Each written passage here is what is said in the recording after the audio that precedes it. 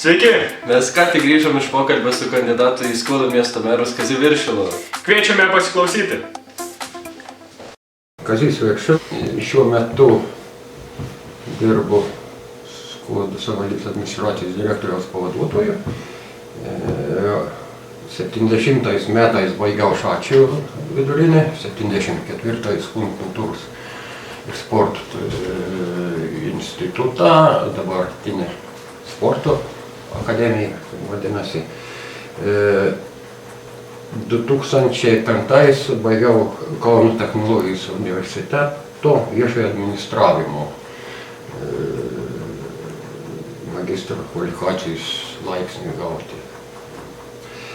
Darbo patirtis 74 metais pradėjau dirbti jūsų mokykloje, gimnazijoje.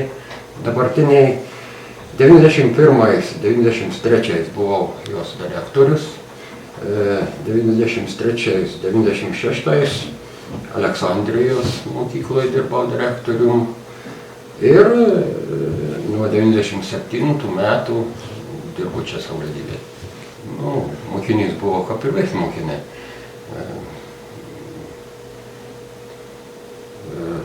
Mėgau sportą, mėgau šokau, dainavau ir tik, kaip čia, tada prievarto rydavau į chorą, ten nepatiko. Ir mokslas sekėsi normaliai. O kad meru, dar kažkokį čia būti, tikrai aš apie tai negalvojau. Aš dar rimtai apie gyvenimą ir studijuodams studentiškai gyvendavau, kad čia jau kažkoks pareigas užims ar ką. Svajonių nebuvo. Svajonių buvo, vėliau atsirado, kad dirbau ir treneriu, ir mokytoju, ten jau, aišku, vėja iš galvos išgraužė.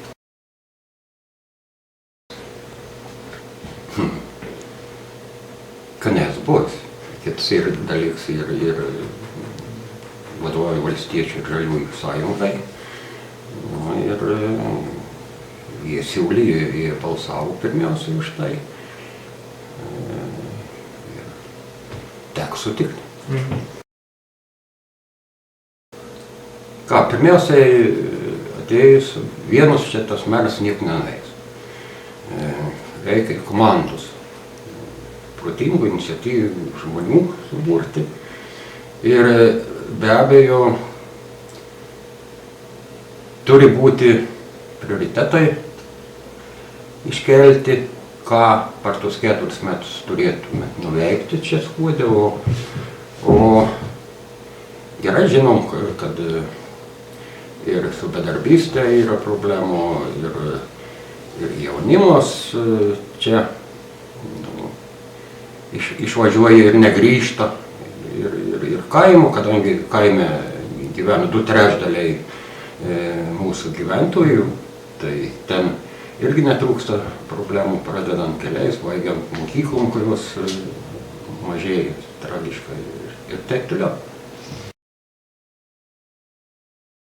Be abejo, pirmiausiai žmogui reikia uždirbti ant duonos.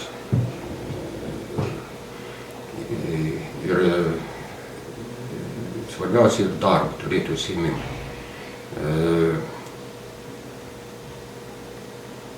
Ir šitos problemos, eilę metų neapleidžia mūsų. Ta problema ir tokių rajonų ir kitų. O kad atsirastų darbo vietų, pirmiausia reikia iniciatyvių žmonių, jaunų žmonių, nebijančių rizikuoti ir verslių žmonių.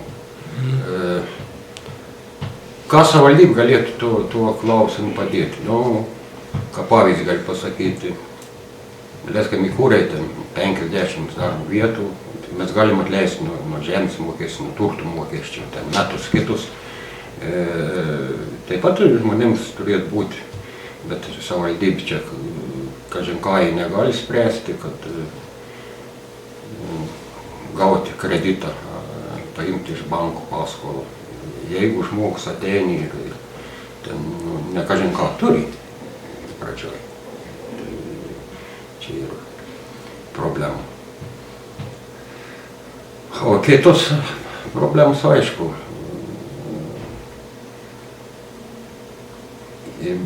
tragiškai mažėjam, traukiamės. O kaip sustabdyti tą mažėjimą? Tikrai, kad reikia tikriausiai valstybės pradėti.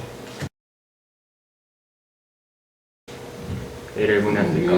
Šiaip, bet man taip atrodo, kad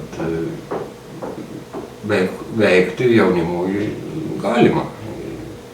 Ir meno mokykla, ir sporto centras, ir jaunimo centras, kur gaunam paramą iš Norvegų ir tvarkysim 700 000.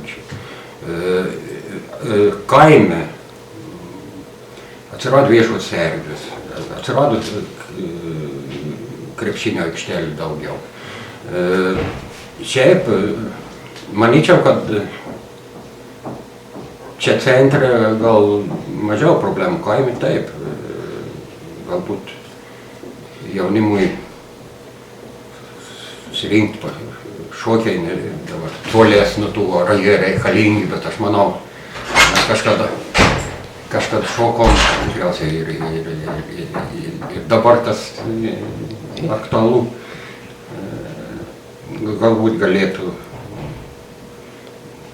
didesnį dėmesį kreipti tai kultūros centras.